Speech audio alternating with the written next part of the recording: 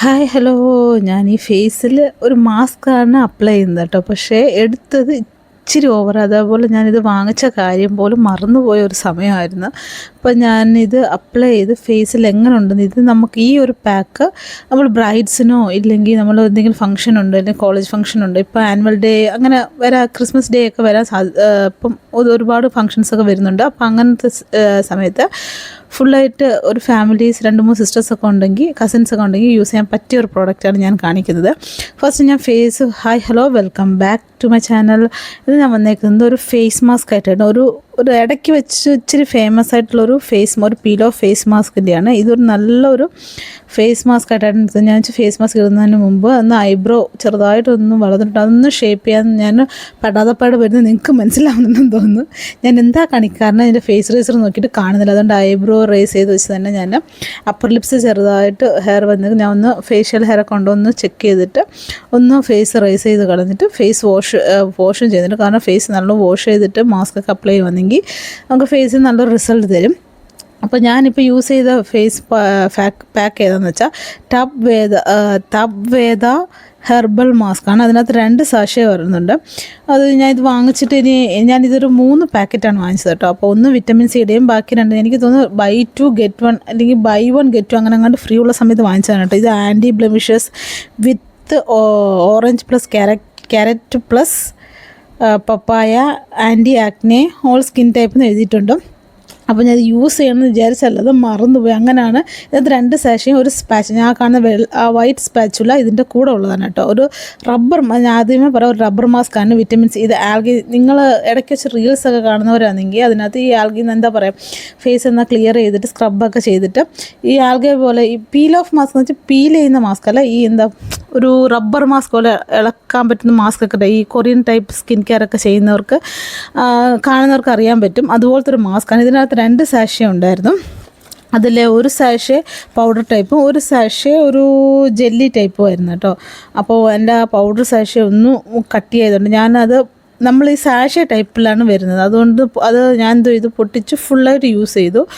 അത് ആ powder type ഉള്ളത് ഭയങ്കരമായിട്ട് കട്ട് ചെയ്തിട്ട് മിക്സ് ചെയ്യാൻ ഞാൻ പെടാതെ പാടുപെട്ടു. അതിനേക്കാട്ട് രസം ആ ഒരു സാഷേ ടൈപ്പുള്ള ഒരു സ്കിൻ ആക്റ്റീവ് ജെല്ലായിരുന്നു. Algae peel off face mask gel ടൈപ്പായിരുന്നു.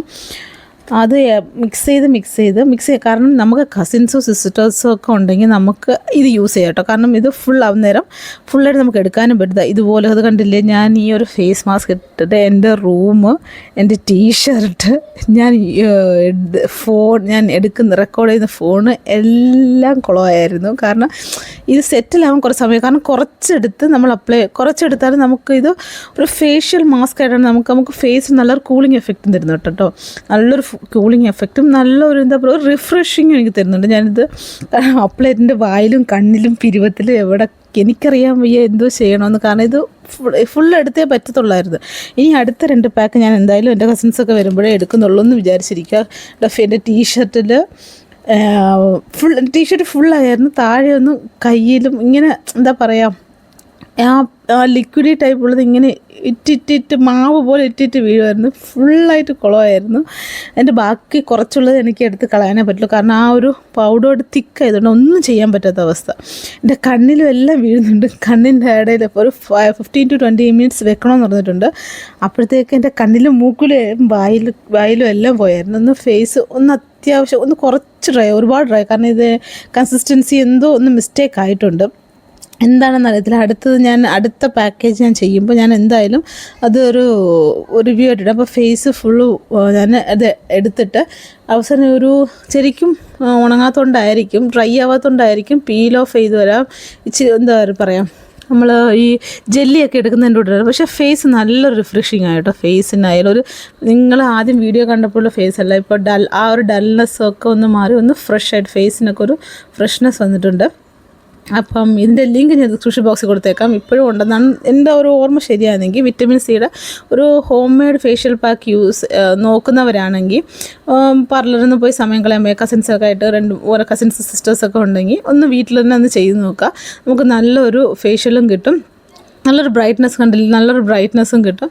പിറ്റേ ദിവസം നമ്മൾ സൺസ്ക്രീൻ മോയ്സ്ചറൈസർ ഇടാൻ മറക്കുകയും ചെയ്ത് മോർണിംഗിലൊക്കെ പോകുകയാണെങ്കിൽ ഫേസിലൊക്കെ ഇടാൻ മറക്കുകയും ചെയ്യരുത്.